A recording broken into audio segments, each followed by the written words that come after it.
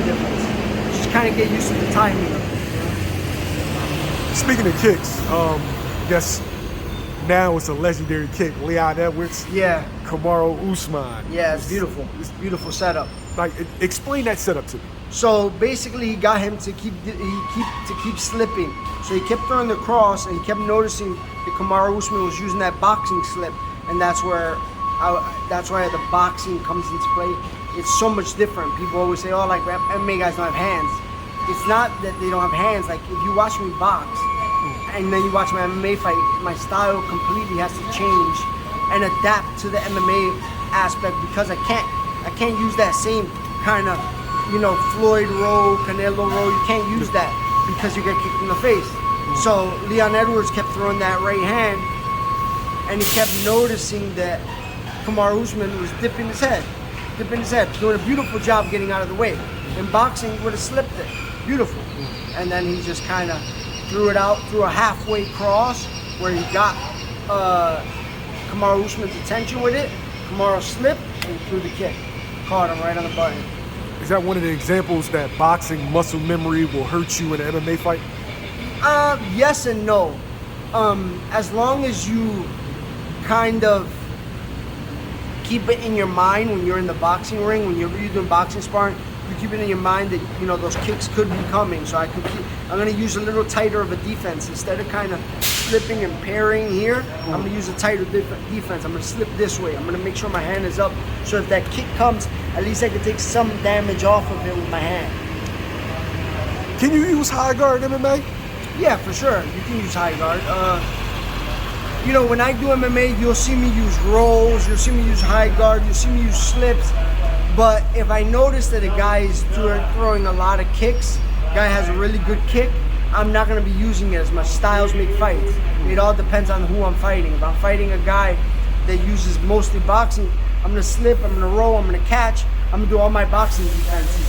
If I'm fighting a kickboxer who has a high guard and I know he likes to blast those kicks up top, I'm going to have a little bit of a higher guard, not covering my eyes because then I can't see my peripheral. I'm just going to keep it above my eye, right under my eyelids so I can see the punches and the kicks. And if the kicks come, I can kind of bring it up a little higher,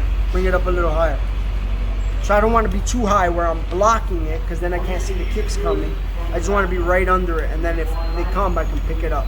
What is getting hit with a leg kick or even blocking no, I'm sorry, not a leg kick, a head kick? What does that even feel like? Look, when you're in there and you're fighting, everything feels the same. You don't notice if it's a kick, if it's a punch. You really don't know what you got hit with. It all feels the same because the adrenaline is going. It all feels the same. But then afterwards, obviously, somebody kicks you and kicks you right on the bone, you're going to have a tender bone for a couple of days at least, What's the hardest you've been hit? Was it leg kick, head kick, punch? Head kick? Head kick, yeah. Head kick to ground and pound was probably I fought in the UFC Contender Series, and I fought a kid, Than Lee, who's a Taekwondo black belt, and I kind of did the same thing. I was using my boxing dip. I rolled, and he brought the kick up, slammed it down to the back of my head. Really didn't hurt, but it rocked me, and then finished, got a TKO, ref stopped it.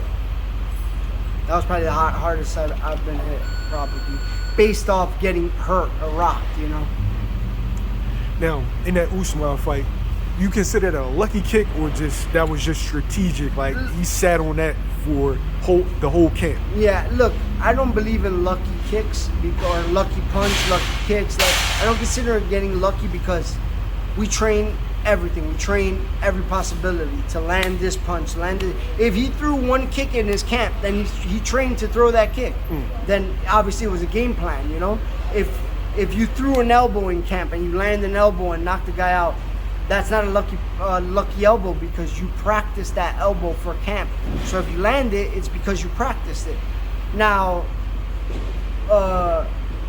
that saying, he timing was everything. Kamaru Usman dipped at the perfect timing that he set it up. I don't think it's lucky. I don't consider lucky in fight because when you sign that paper, you know what to expect. You know you're gonna get punched and kicked in the face. So. Do you watch tape on opponents? I do not. Personally, I study opponents. I study fights. I don't study opponents.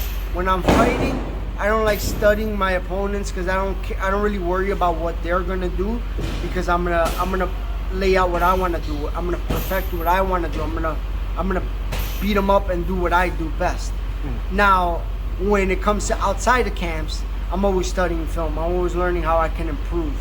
And then I'll watch my former opponents' tapes afterwards so I can pick up on things that they do well as well, win or lose.